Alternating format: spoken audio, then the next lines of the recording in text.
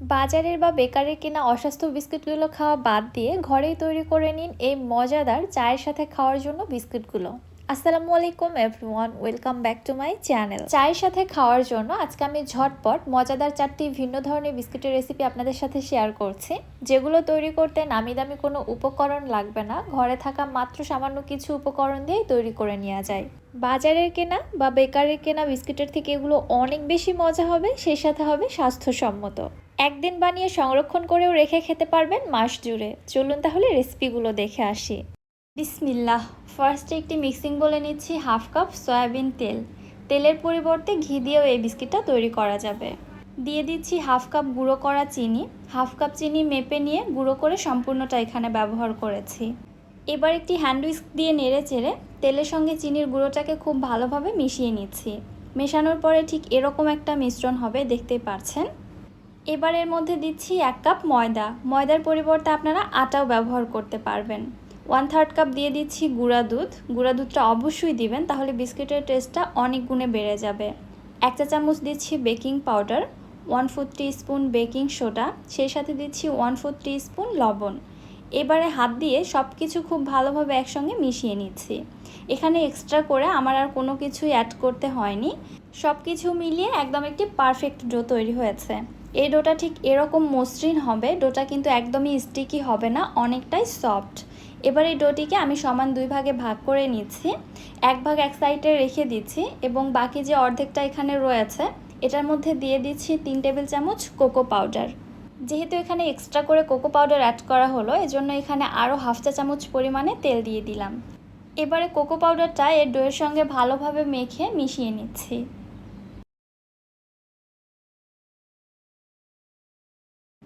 খুব ভালোভাবে মিশিয়ে ডোটা তৈরি করা হয়ে গিয়েছে। হাতটা আমি পরিষ্কার করে নিয়েছি। এবারে এখান থেকে সামান্য একটু করে ডো নিয়ে হাতের মধ্যে ফার্স্টে এরকম গড়িয়ে একটি লম্বা শেপ দিয়ে নিচ্ছি। আমি কাজটা কিভাবে করছি আপনারা একটু দেখলেই বুঝতে পারবেন। এখানে আসলে বলে বোঝানোর মতো তেমন কিছু নেই। ঠিক এরকম একটি করে লম্বা লম্বা লেচি তৈরি করে নিচ্ছি। এগুলোকে এক সাইডে রেখে দিচ্ছি। ঠিক একইভাবে সাদা মিশ্রণটা থেকেও একই সমানভাবে লেচি তৈরি করে নিচ্ছি। সবগুলো বিস্কিটের লেচি তৈরি করা হয়ে গিয়েছে। এবার আমি আপনাদের বিস্কিট তৈরি করে দেখাচ্ছি। ফার্স্টে চকলেট ফ্লেভারের একটি নিয়ে নিলাম। এরপরে সাদা যে মিশ্রণটা ছিল ওইটাও লেচিটা নিয়ে দুই পাশ থেকে এইভাবে টেনে টেনে আমি জোড়া লাগিয়ে দিচ্ছি। দুই পাশ থেকে মাথাগুলো ঠিক এভাবে চেপে চেপে দিয়ে আমি একটি পাতার ডিজাইন ক্রিয়েট করার চেষ্টা করছি। এটা খুবই ইজি, হালকা করে প্রেস করলেই কিন্তু ডিজাইনটা ইজিলি উঠে আসে, দেখতেই পারছেন। এবার এই বিস্কিটটাকে আমি এক সাইড থেকে চিনির মধ্যে কোট করে নিচ্ছি। দুই পাশ থেকে কোটিং করব না, জাস্ট এক সাইড থেকে করব। এটা দেখতেও যেমন সুন্দর হয়, খেতেও তেমনি মজা লাগে। এবার একটি নাইফের সাহায্যে এভাবে আমি দাগ টেনে দিচ্ছি, যেমনটা পাতার মধ্যে হয়। এভাবে দাগ টেনে দিলে দেখতে ঠিক সেরকমটাই লাগবে। ব্যাস, আমার একটি বিস্কিট তৈরি করা হয়ে গেল। এখনই কত বেশি লোভনীয় লাগছে, তাই না? আমি একটি স্টিলের প্লেটের মধ্যে আগে থেকেই বেকিং পেপার বসিয়ে দিয়ে তেল ব্রাশ করে প্রিপেয়ার করে রেখেছিলাম।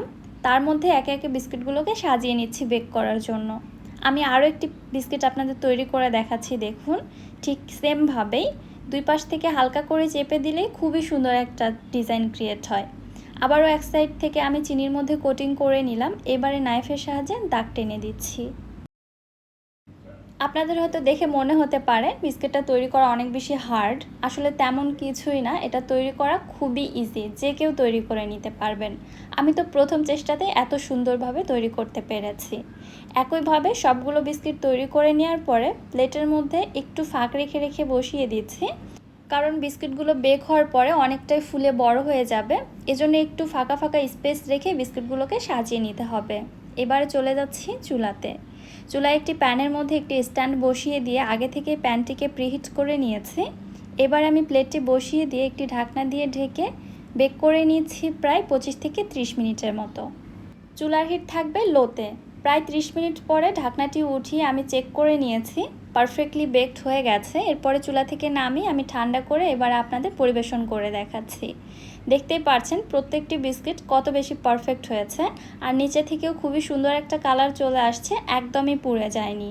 ওভেন ছাড়া চুলাতে যে এত সহজে বিস্কিট তৈরি করা যায়, আপনারা হয়তো আমার এই রেসিপিটি দেখার পরে অবশ্যই বুঝে গেছেন। বিস্কিটগুলো দেখতে কত বেশি লোভনীয় হয়েছে, তাই না? চায়ের সাথে খাওয়ার জন্য বেস্ট একটি বিস্কিটের রেসিপি। দুইটি ফ্লেভারের কম্বিনেশনে চায়ের সাথে মুখে দিলে এত মজা, আসলে আপনারা বিলিভ করতে পারবেন না। এই বিস্কিটগুলো আপনারা একদিন বানিয়ে 1 মাস পর্যন্ত সংরক্ষণ করেও রেখে খেতে পারবেন। যে কোনো এয়ারটাইট বক্স বা কন্টেনারে ভরে নর্মাল তাপমাত্রায় 1 মাস পর্যন্ত আপনারা রেখে খেতে পারবেন, একদমই নষ্ট হবে না। আর আপনারা এই বিস্কিটটা বানালে একটু বেশি পরিমাণেই বানাবেন, কারণ অল্প বানালে কিন্তু বানানোর সঙ্গে সঙ্গে শেষ হয়ে যাবে। কেমন লেগেছে রেসিপিটি অবশ্যই আমাকে কমেন্ট করে জানাবেন। চলে যাচ্ছি তাহলে পরবর্তী রেসিপিতে। হঠাৎ কিছু খেতে ইচ্ছে করেছে, তবে ঘরে কিচ্ছু নেই। চায়ের সাথে খাওয়ার জন্য এরকম একটি বিস্কিট বা পিঠা আপনারা রাখতে পারেন। এক চুলায় চা বসিয়ে দিয়ে অন্য চুলায় এই নাস্তাটি তৈরি করে নিতে পারবেন, খুবই অল্প সময় লাগে। আর এটা খেতে কত বেশি মজা হতে পারে সেটা হয়তো আপনারা দেখেই বুঝতে পারছেন। বিসমিল্লাহ।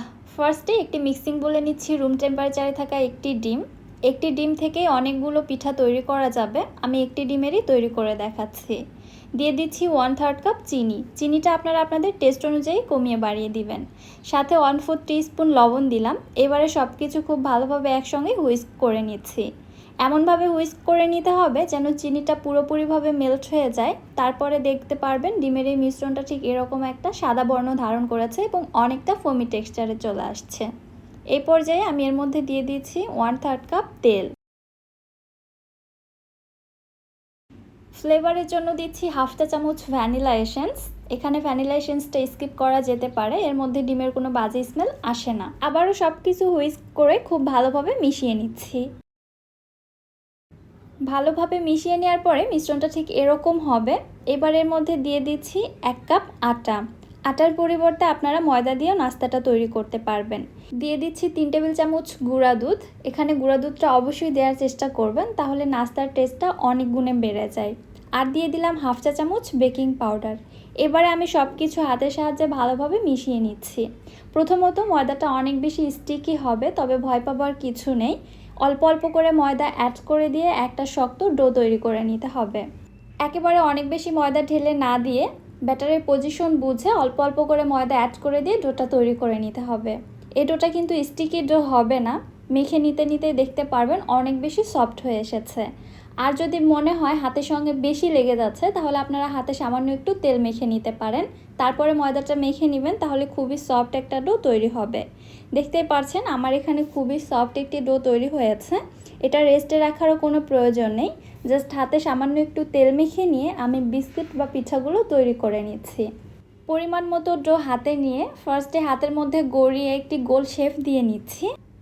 এবার এই মিশ্রণটিকে ফার্স্টে হাতের মধ্যে গড়িয়ে একটি লম্বা শেপ দিয়ে নিচ্ছি।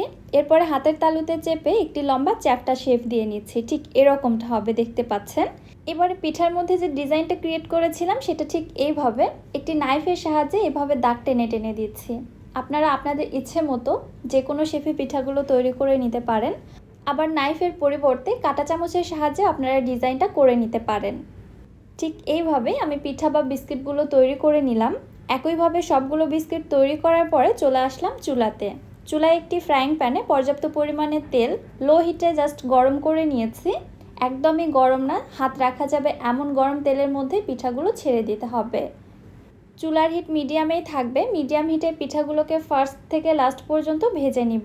চুলার হিট কমানো বাড়ানো যাবে না। যখন পিঠাগুলো এরকম ভেসে উঠবে তেলের উপর, ঠিক ওই পর্যায়ে পিঠাগুলোকে উল্টিয়ে দিচ্ছি। দেখতে পাচ্ছেন এক সাইড কিন্তু অলরেডি ভাজা হয়ে গিয়েছে। এবার অপর পাশটাও সুন্দর একটা কালার আসা পর্যন্ত ভেজে নিচ্ছি। দুপাশেই যখন পিঠার মধ্যে খুবই সুন্দর একটা কালার চলে আসছে, তখন আমি তেল ঝরিয়ে উঠিয়ে নিচ্ছি। আপনারা চাইলে আরও কিছুটা কালার আসা পর্যন্ত ভেজে নিতে পারেন। এই পিঠা বা বিস্কিটগুলোকে আমি গরম গরম চায়ের সঙ্গে পরিবেশন করছি। বিকেলে চায়ের আড্ডাতে যদি ঝটপট কিছু এরকম নাস্তা তৈরি করা যায়, তাহলে তো চায়ের আড্ডাটা জাস্ট জমে যাবে। এই পিঠা বা বিস্কিটগুলোর উপরটা হবে একটু ক্রিস্পি এবং ভেতরটা হবে সফট, অনেকটা ড্রাই কেকের মতো খেতে। পিঠাগুলোকে আপনারা 1 সপ্তাহ পর্যন্ত সংরক্ষণ করেও খেতে পারবেন। যে কোনো এয়ারটাইট কন্টেনারে ভরে নর্মাল তাপমাত্রায় এটাকে আপনারা সংরক্ষণ করে রেখে দিতে পারবেন। আচ্ছা, চলে যাচ্ছি তাহলে পরবর্তী রেসিপিতে। আজকে আমি এমন একটি বিস্কিটের রেসিপি আপনাদের সাথে শেয়ার করছি, যেটা খাওয়ার জন্য আপনাদের দাঁতেরও প্রয়োজন পড়বে না। মুখে দিলে জাস্ট মেল্ট হয়ে হাওয়াই মিঠাইয়ের মতো উধাও হয়ে যাবে। এত মজাদার কুকিজগুলো তাও আবার তৈরি করব ওভেন ছাড়া চুলাতেই। বিসমিল্লাহ। এই বিস্কিট বা কুকিজটা বানানোর জন্য লাগবে আমার কনডেন্স মিল্ক। এখানে আমি 1 ক্যান কনডেন্স মিল্ক নিচ্ছি। 1 ক্যান কনডেন্স মিল্ক থেকে অনেকগুলো বিস্কিট তৈরি করা যায়, তবে আপনারা চাইলে প্রথমত অল্প পরিমাণে তৈরি করে ট্রাই করে দেখতে পারেন। এবারের মধ্যে দিয়ে দিচ্ছি 3 কাপ কর্নফ্লাওয়ার। আগে বলেছি এই বিস্কিটটা আমি আটা ময়দা ছাড়াই তৈরি করব, তার জন্য এখানে কর্নফ্লাওয়ারটা লাগছে। দিয়ে দিচ্ছি 3 টেবিল চামচ ঘি।